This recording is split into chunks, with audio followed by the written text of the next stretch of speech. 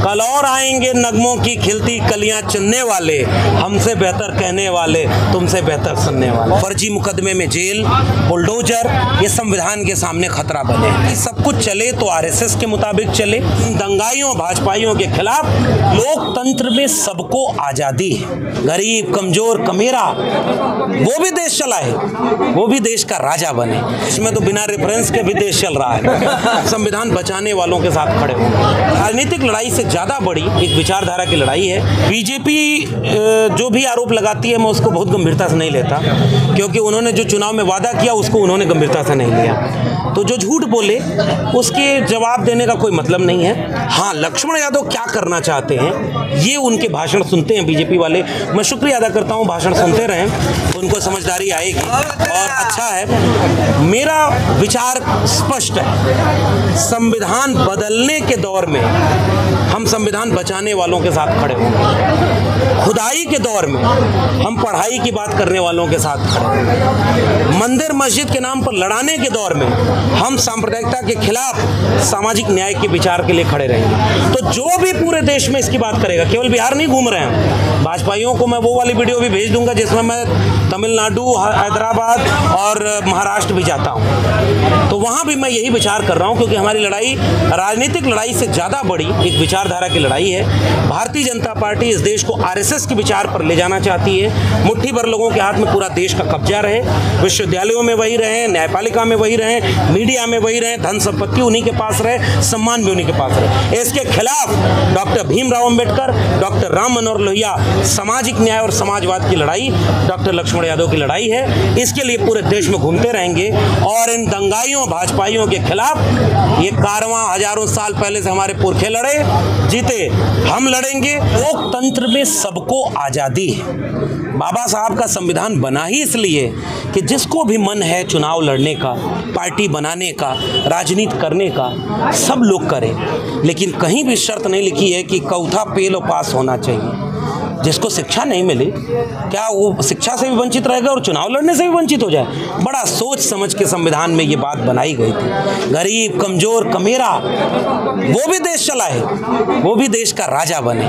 राजा बनने के लिए डिग्री की जरूरत नहीं होती, राजा बनने के लिए ईमानदारी की जरूरत होती है, प्रतिबद्धता की जरूरत होती है, विचारधारा की जरूरत होती है। जिस विचार में सबको न्याय मिले, जिस विचार में सामाजिक न्याय हो, संविधान हो केंद्र में, उसको सबको बिहार की जनता पहचानेगी और बिहार की जनता मुझे लगता है कि उचित समय पर उचित निर्णय लेगी। और बिहार तो वैचारिक रूप से बहुत सशक्त रहा है। मैं उम्मीद करता हूं कि व्यक्तियों पर टिप्पणी न करूं, मैं विचारधारा की उस लड़ाई में बिहार को उम्मीद करता हूं कि वो जीतेगा।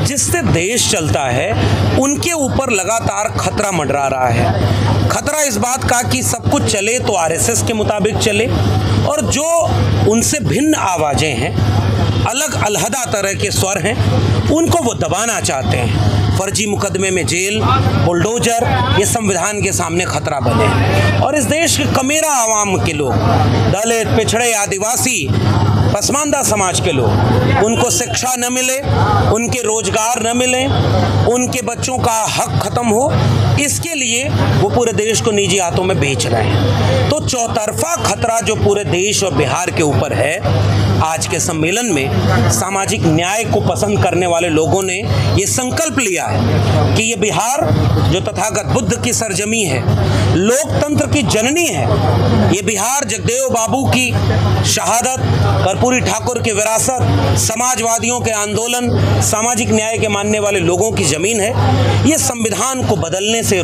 देश को बचाएगी और एकजुट होकर के, एक साथ होकर के सामाजिक न्याय के लिए, समता व न्याय का भारत बनाने के लिए, मोहब्बत और प्यार का भारत बनाने के लिए कृत संकल्पित होकर के यहाँ से निकले हैं। और देश भर में संविधान बचाओ सम्मेलन, सामाजिक न्याय बचाओ सम्मेलन करेंगे और तमाम लोगों को जातियों और धर्म के नाम पर जो बांटा और लड़ाया जा रहा है उनको रोकेंगे, एकजुट करेंगे और एक अच्छा भारत बनाने की कोशिश करेंगे। देश में तो बिना रेफरेंस के भी देश चल रहा है। मोहित का जिसकी बात की इन्होंने, प्रोफेसर की डायरी, उसमें मैंने जब लिखा कि मैं प्रोफेसर था जिस समय, मेरे क्लास में एक बच्चा रोज सोता था, मैं उसको 2-3 बार टोका मैंने कि फिर मुझे लगा कि कुछ और बात है। तो एक दिन मैंने कहा कि तुम क्यों रोज सोते हो? उसने कहा कि सर कोई बात नहीं, अब नहीं सोएंगे। मैंने कहा तुम क्लास के बाद अलग से मिल लें। मैं डांट देता तो वो चुप हो जाता। फिर उसके बाद वो बाद में मिला तो कहा कि सर मैं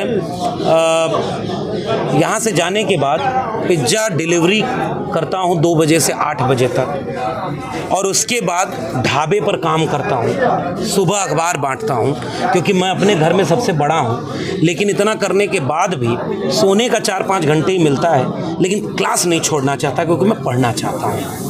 उस मोहित की आंखों में मैंने उस दिन देखा। मैंने कहा कोई बात नहीं, मैं तुम्हारे साथ हूँ। फिर एक दिन आता है, वो पीएचडी में एडमिशन पाता है। बाद में वो मिठाई खिलाने अपनी माँ को लेके आता है और कहता है कि देखो ये हमारे लिए मंदिर मस्जिद से बढ़ के ये यूनिवर्सिटी न होती तो आज मैं अपने पैर पे खड़ा नहीं होता। हमारी लड़ाई इसीलिए जारी है कि गांव कस्बे में कोई मोहित, कोई ऐसा ही कोई महिला, कोई दलित, पिछड़ी, आदिवासी घरों के गरीब मजदूर के बच्चे, वो किसी पैसा नहीं है जेब में इसके लिए पढ़ाई भी न मिले, ऐसा देश हम नहीं बनाना चाहते। इस देश में समाजवादियों का नारा था रोटी कपड़ा सस्ती हो, दवा पढ़ाई मुफ्ती हो। हम चाहते हैं कि हर बच्चे के हाथ में कलम हो,